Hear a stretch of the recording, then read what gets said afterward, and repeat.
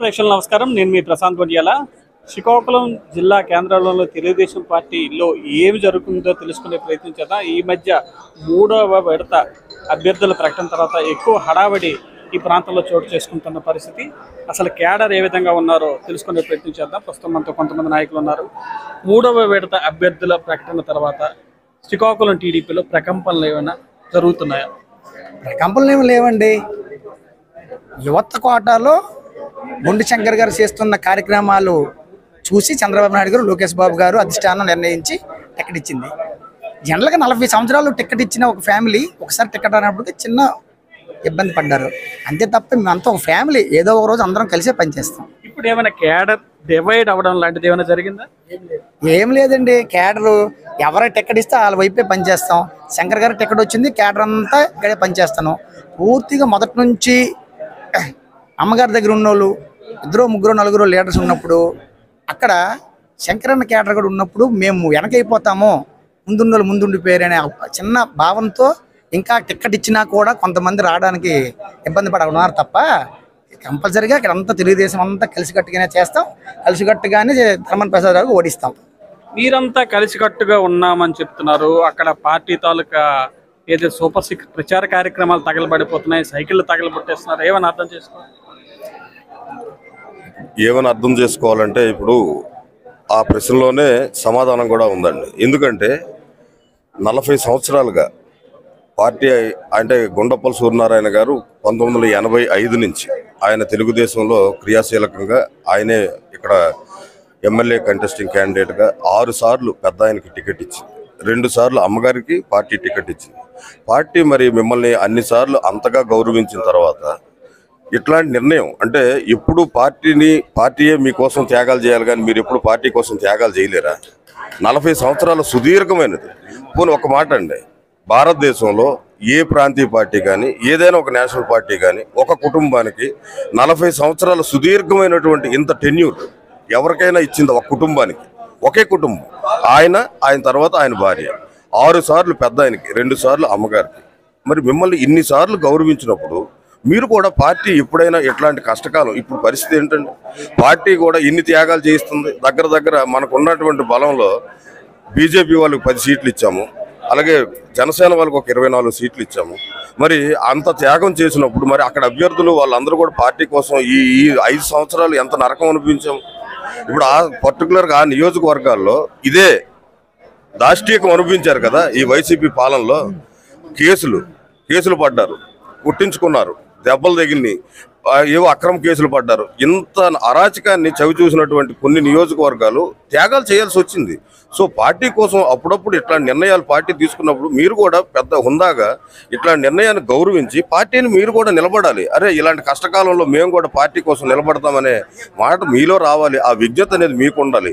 So అంతేగాని ఇందులో తగలబెట్టారు, super six తగలబెట్టారు, అంతకంటే దారుణం ఏంటండి చంద్రబాబు నాయుడు గారి ఫోటోని మీరు అగ్గి మంటల్లో వేయటం, ఇవన్నీ కూడా హర్షించనీయమైన వ్యక్తి కార్యక్రమాలేనా? విషయం క్లారిటీ ఇవ్వండి. మీరు ఏదైతే మొత్తానికి నాయకత్వ మార్పు, ఈ దఫా అభ్యర్థి మార్పు అనేది జరిగిపోయింది. గుండు శంకర్ గారు ఈ దఫా ఎన్నికల్లో ఉంటారని చెప్పి టీడీపీ అధిష్టానం ప్రకటించిన పరిస్థితి ఉంది. ఈ నేపథ్యంలో 40 ఏళ్ల పాటు పార్టీ టికెట్ ఇచ్చిన వ్యక్తి వ్యవహరించిన తీరు ఒక కేడర్గా మీకు ఎలా అనిపిస్తుంది? గడిచిన 5 సంవత్సరాల బట్టి కష్టకాలంలో పార్టీ కోసం కష్టపడ్డారు కాబట్టి ఒకరోజు మనస్తాపం చెందారు. కాబట్టి అందులో భాగంగానే ఈరోజు కూడా వాళ్ళు కొంతవరకు రిలీజ్ అయ్యారు. ఈరోజు చంద్రబాబు నాయుడు గారు రమ్మన్నారు, వెళ్తారు, మాట్లాడతారు.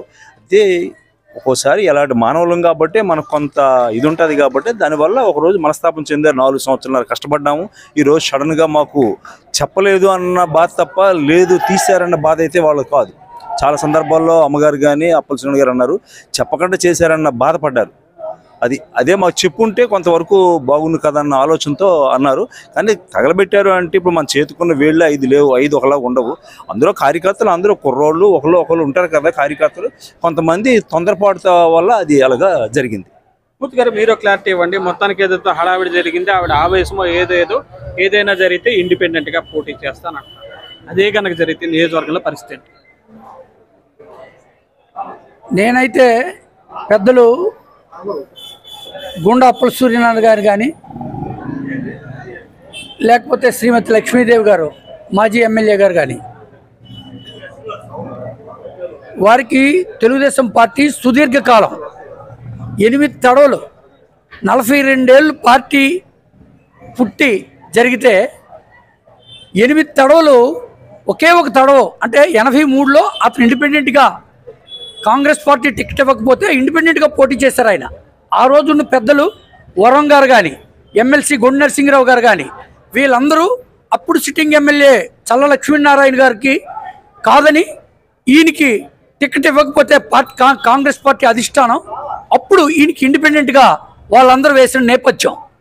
వెంటనే అతను రాజకీయ అరగంట వేసమే ఎగ్నిస్ట్ పార్టీ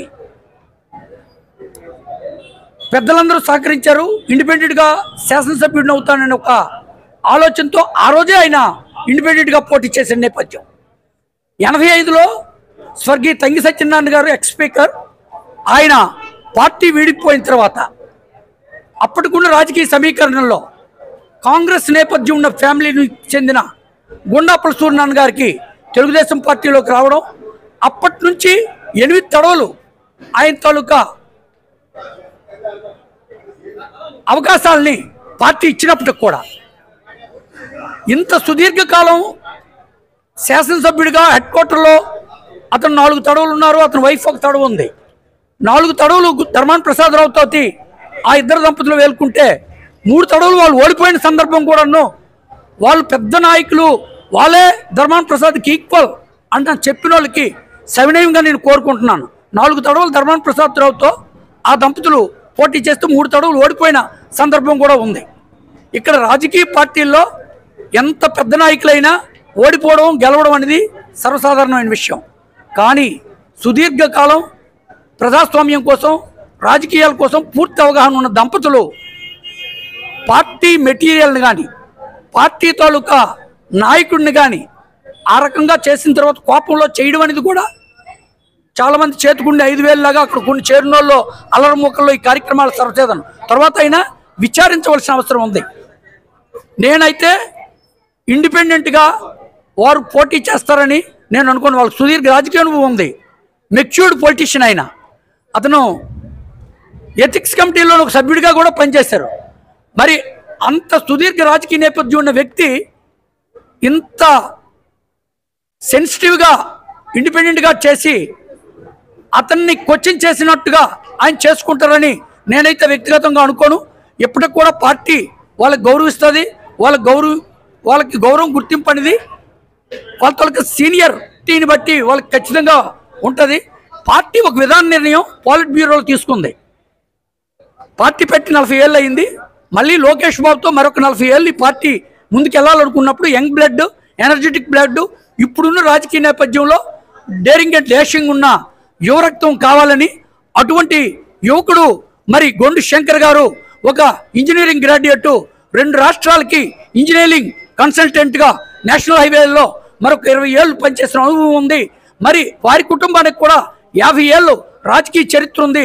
ఆ గ్రామంలో సర్పంచ్గా అలాగే వాళ్ళ నాన్నగారు ఎంపీపీగా మరి అతని భార్య సర్పంచ్గా అతని తల్లి సర్పంచ్గా పనిచేసిన తోలకు అనుభవం ఆ కుటుంబానికి ఉంది.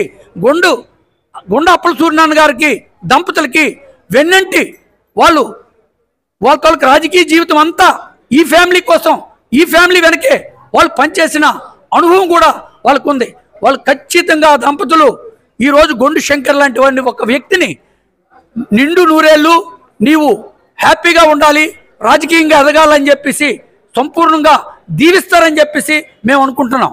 ఆవేశంగా ఒక హ్యూమన్ బీయింగ్ కాబట్టి కోపతాపాల్లో వాళ్ళు వెనుకున్న సింపథైజర్స్ తాలూకా వాళ్ళ తాలూకా సూచనలతో ఒక 4-5 రోజులు వాళ్ళకు ఉన్నప్పటికి కూడాను డెఫినెట్గా ప్రజాస్వామ్య జీవనం విధానంలో వాళ్ళు కూడా ముందుకు వచ్చి తెలుగుదేశం పార్టీ ఆశయాల్ని అనుగుణంగా అతనికి దీవించి తెలుగుదేశం పార్టీ విజయానికి వారికి కూడా కృషి చేస్తారని సందర్భంగా అనుకుంటున్నాం. ఇక్కడ ఒక విషయం క్లారిటీ ఇవ్వండి. ఏదైతే ఎంత లేదనుకున్నా శ్రీకాకుళంలో 2 వర్గాలు ఉన్నాయి. గొండు వర్గం అనేది అది ఎవరికైనా తెలుసు. మీకు టికెట్ వచ్చింది, మీరు హ్యాపీ. సపోజ్ కనుక వాళ్ళకి టికెట్ వచ్చింటే మీ వర్గం ఎలాగే సపోర్ట్ చేసేవారు? ఖచ్చితంగా మేము ఎలిక్కిన ముందే చెప్పాం. మా బ్లడ్ మీరు ఇప్పటికే చెప్తున్నాం. తంగి సత్యనారాయణ గారు సొంత మా మేనత్ హస్బెండ్. తంగి సత్యనారాయణ గారికి ఇంటి మీద కొట్టేసి ఆ రోజు ప్రజలందరూ అతనికి తిడుతున్నప్పుడు అప్పల సూర్యనారాయణ గారితో మా రాజకీయ కుటుంబాలు మా కుటుంబాలు ఎప్పుడూ యాంటీ కాంగ్రెస్ ప్లాట్ఫామ్ అనేది 1983లో స్వర్గీయ నందమూరి తారక రామారావు గారు చెప్పిన తర్వాత ఆ రోజు నుంచి ఈ రోజు వరకు అప్పల సూర్యనారాయణ గారు అతను హృదయపూర్వకంగా అతను ఒకసారి తెరిచిన పుస్తకం లాగా మా తాలూకా చరిత్రలు చూస్తే మేము ఏ రోజైనా ఈ పార్టీకి కానీ ఆ కుటుంబానికి కానీ తప్పు చేసిన సందర్భం ఆయన చెప్పగలరా అని చెప్పేసి సందర్భంగా మేము చెప్తున్నాం. గొండి శంకర్ వెనుకున్న కేడర్ కానీ ఖచ్చితంగా వారికి టికెట్ వస్తే మేము ఎన్నికల ముందే మేము మా తాలూకా ఇంటర్వ్యూస్లో చెప్పాం. మేము పార్టీ కమిట్మెంట్ ధర్మాన ప్రసాదరావు గారికి ఈ నియోజకవర్గంలో మాకు బంధుత్వాలు ఉన్నప్పటికి కూడా జాన్యువరి 1కి కూడా అలాగే పెళ్ళిళ్ళకి కూడాను మేము మీకు కనీసం ఇన్విటేషన్ కూడా ఇవ్వకుండా ఉన్న నేపథ్యం ఉన్న ఫ్యామిలీస్ మావి. మేము ఖచ్చితంగా యాంటీ కాంగ్రెస్, మేము ఖచ్చితంగా తెలుగుదేశం పార్టీ టోన్ తోటే ఉంటామని చెప్పి సందర్భంగా తెలియజేస్తున్నాం. మీరు క్లారిటీ ఇవ్వండి. మొత్తానికి హడావిడి అయితే జరిగిపోయింది. ఇలాంటి హడావిడి మధ్య రాజకీయ ఉద్దండుడు ధర్మాన ప్రసాదరావుని తెదేపా ఎలా ఢీకొట్టబోతుంది? ఇప్పుడున్న జగన్మోహన్ రెడ్డి పాలన బట్టి చూస్తుంటే టీడీపీ 100% ముందుకు వస్తుంది. ఎందుకంటే జగన్మోహన్ రెడ్డి మా రాష్ట్రాన్ని పాడు చేశాడు. ఒకనొక టైంలో ఎన్టీ రామారావు బాగా చేశాడు. అప్పుడు కాంగ్రెస్ టైంలోనూ ఎలాగుండేది ఎవరో తెలియదు. నా చిన్నతనంలోనూ ఒక రాజగోపాలరావు వచ్చి పెద్ద పెద్ద కుటుంబాలు కలిసి చెయ్యుప్పుకొని వెళ్ళిపోతే ఎలక్షన్ అయిపోయింది. కానీ ఇప్పుడున్న ప్రజెంట్ ఏంటంటే ప్రతి యూత్లో ఇప్పుడు యాక్చువల్గా లేడీస్ యూత్కే ఉంది ఎక్కువ. దాన్ని గమనించుకొని మొన్న లోకేష్ పాదయాత్ర చేస్తూ ప్రతి నియోజకవర్గం, ప్రతి విలేజ్, ప్రతి పంచాయతీ ఆయన గమనించి ఎక్కడ ఏ క్యాండిడేట్ నెడితే బాగుంటుందనే ఉద్దేశం మీద ఆయన ఇక్కడ యూత్ కొన్ని సంవత్సరాలు బట్టి వీళ్ళు చేశారు. వీళ్ళకి ఏజ్ అయ్యింది, వీళ్ళు చేసిన డెవలప్మెంట్ ఏంటి మనం అనుకుని చెప్పిస్తే కాదు, వాళ్ళు కూడా చూస్తున్నారు ఎక్కడ ఎంత డెవలప్మెంట్ అయింది, ఎంత ముందుకు వాళ్ళు చూసి ప్రకటించేశారు. ఈ డిస్టర్బెన్స్ మధ్య ఎలా ఢీకొట్టబోతుంది? డిస్టర్బెన్స్ అంటే మేము 100% తెలుగుదేశం ఎక్కడ మన రామ్మోహన్ నాయుడిని మన గొండి శంకర్ని మేము గెలిపించుకుంటాం. మాకు లక్ష్మీదేవి, అప్పల సూర్యనారాయణ మాకు గురువులు, మా తల్లిదండ్రులు లాంటి వాళ్ళు కూడా కొద్ది రోజుల వేడి ఉంటుంది. ఇప్పుడు నా వెనుకున్న మనుషులకి సాలడ్ పవర్ ఉంటుంది, నేను తగ్గించుకొని రావాలి. ఆ వేడిలో వాళ్ళు చెప్పలేకపోయారు, వాళ్ళు ఏదో చేశారు. అయితే ఒక్కటి వీళ్ళు చెప్పవలసింది ఏంటంటే పార్టీకి సంబంధించి ఇప్పుడు చంద్రబాబు నాయుడుదో లేకపోతే ఏదో ఒకటి పార్టీకి సంబంధించింది ఒక కేడర్కి సంబంధించి రద్దు చేయకూడదు, అది చాలా తప్పు. అది దాన్ని కూడా మేము ఖచ్చిపూసి ఆయన కూడా చంద్రబాబు నాయుడు కూడా ఏవో అవుతుంటాయిలా ఇలాంటివన్నీ మన లెక్క కాదు, కలిసి టుగెదర్ అందరూ పని చేయండి అని చెప్పేసి ఆయన కూడా చెప్తాను. ఏదైనా ధర్మాన ప్రసాద్ ఈ టిప్పు ఓడిపోవడం ఖాయం, మేమందరం దానికి తథ్యంగా చేస్తాం. మేమందరం ఈవేళ శంకరానికి ఉండి పని చేస్తానికి కారణం ఏంటంటే మా నియోజకవర్గంలోన మా పంచాయతీల్లోన ఆయన చేసిన అరాచకం గత 3 సంవత్సరాలు 5 సంవత్సరాలకు 3 సంవత్సరాలు అయితే ఎట్టి పరిస్థితి జరగలేదు. లాస్ట్ 2 సంవత్సరాలు ఆయన పెట్టిన ఇబ్బందులు ఒక్కొక్కటి కళ్ళంటే రక్తం కారుతుంది, నీళ్ళు కాదు రక్తం. అంత ఆయన తిన్నది ఏటో మాకు తెలియదు, కానీ కార్యకర్తలకు దోషమని చెప్తున్నాడు. వాళ్ళు వచ్చి ఇబ్బంది పెడతారు. ఈవేళ ప్రతి విలేజ్లోనే ఆడుస్తాను, టౌన్లోనే ఎవడో వ్యాపారం చేసుకుని బాధపడుతుండ, అది ఆయనది కాదా? చెప్పొచ్చు కదా. ఆయన దగ్గరికి వెళ్తే ఏమంటాడు, మీరు సరిలిపడండి. ఒక నాయకుడని నీ దగ్గర మేము వస్తే మీరు సరిలిపడండి, నువ్వు ఎలా చెప్తావు? ఒక విలేజ్లో సరే ఇలా చేస్తాను మీ వాళ్ళంటే సో మీరు ఏదో వెళ్ళండి రా, మాట్లాడండి రా. అదే ఒక నాయకుడు చెప్పవలసిన పని. నువ్వు నాయకుడు, అందులో నేను కొత్త కాదు, ఈయన కొన్ని సీనియర్ నాయకుడు, కొన్ని సంవత్సరాలు బట్టి చేస్తున్నాడు. మాకు ఇక్కడ కాంగ్రెస్ వచ్చిన తర్వాత ఆయన ఇప్పుడు వైఎస్ఆర్ పార్టీకి లాస్ట్ 5 సంవత్సరాలు. అలాంటి వ్యక్తి అలాంటి తప్పుడు మాటలు అనకూడదు. ఎవరు వచ్చినా కూర్చొని పెట్టి సరే నీవు అభిమానం నుంచి నీ వెనక పనిచేసిన నీకు అభిమానం చూసుకోవచ్చు, అది కామన్. కానీ అక్కడ ఎవరు సర్లీ చేసి ఒరే ఇలా గొడవలు పడకండి, ఇలా చేయకండి. ఆస్తిని ఏమి ఇప్పుడు ఆయన దగ్గర ఆస్తి నేనంటే ఇచ్చేస్తారేంటి? ఎవరిచ్చే కొన్ని యుగాలు బట్టి ఉంది భూములన్నీ. ఎప్పుడైనా ఇలాంటి డిస్ట్రిబ్యూషన్ వచ్చింది. ఈవేళ మన జగన్మోహన్ రెడ్డి ఒక ప్లాన్ వేసుకున్నాడు, నెక్స్ట్ సీఎం అయితే రాజుల పరిపాలన అంటే భూములన్నీ రాజులవే, అక్కడ బానిసలు మనందరం. ఆయన అది మన ఎవరు మన అనిల్ యాదవ్ గారు చెప్పాడు, ఈసారి జగన్మోహన్ రెడ్డి అయితే రాజు అయిపోతాడు. ఆయన ఏంటంటే వచ్చేసింది. కానీ పరిపాలన అంటే ముందే ఆయన ఒక స్టిక్కర్ ఇస్తాడు ఇంటికి, ఈ ఇల్లు రేపు నాది. ఏమయ్యా నీ ఇంటికి నీ బొమ్మ ఉండాలి, నా బొమ్మ ఉండాలా? పొలం మీద పోలు వేస్తాడు, ఆ పొలం మీద ఎన్ని సంవత్సరాలు బట్టి మా భూములు మారిపోయినాయి, గట్లు గట్ట. మేము అలాగే వస్తాను, కొన్ని 100,000 సంవత్సరాలు మా తాతలు ముత్తాతలు వాళ్ళ నుండి వచ్చిన భూములు ఎక్కడ చెంటు జాగా మారలేదు. ఇప్పుడు ఈయన ఎలా అద్దులేసి మార్చేస్తాడు అంటే ఈయన రేపు ఇది నాది, ఈ ఇల్లు నాది, ఈ భూమి నాది, ఇవన్నీ కలిపి స్టిక్కర్లు అంటించుకొని ముందు నుండి అంటాడు. రేపు పొద్దున్న ఆయన తర్వాత ఇప్పుడు రేటు మనిషికి ఫ్లాట్ ఇచ్చాడు. ఆయనకు ఉన్నాయి 9 ప్యాలెస్లు, ఒకటి కొన్ని 100 ఎకరాలు ఉన్నాయి. అది నాకు అంత అర్థం కూడా కాదు. కోర్టులు చేస్తే 2 కూతుళ్ళు ఉన్నడికి 9 ప్యాలెస్లు ఉండాలి 9 స్టేట్లలోన.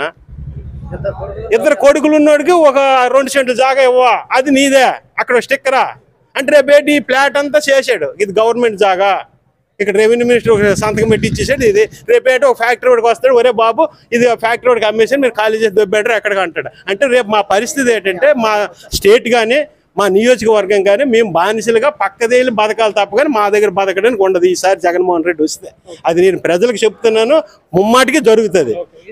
ఇది శ్రీకాకుళం నియోజకవర్గంలో కేడర్ అంతా క్లారిటీగా ఉన్నామని చెప్తున్నారు. అయితే భవిష్యత్ ఎన్నికల్లో శ్రీకాకుళం నియోజకవర్గంలో గొండిశంకర్, అదేవిధంగా శ్రీకాకుళం ఎంపీగా రామ్మోహన్ నాయుడు ఘనమైన మెజార్టీతో గెలిపించి చంద్రబాబు నాయుడికి గిఫ్ట్గా ఇస్తామని వీరంతా స్పష్టం చేస్తున్నారు. ఇంకోవైపు ఏవైతే ఇటీవల బయటకు వచ్చిన ఆవేశాలు మరికొద్ది రోజుల్లోనే పూర్తిగా స్తంభించిపోబోతున్నాయని స్పష్టమైన మెజార్టీతో శ్రీకాకుళంలో తెదేపా జయకేతనం ఎగురవేయబోతుందని కేడర్ స్పష్టం చేస్తున్నారు. శ్రీకాకుళం నుంచి ప్రశాంత్, తెలుగు న్యూస్.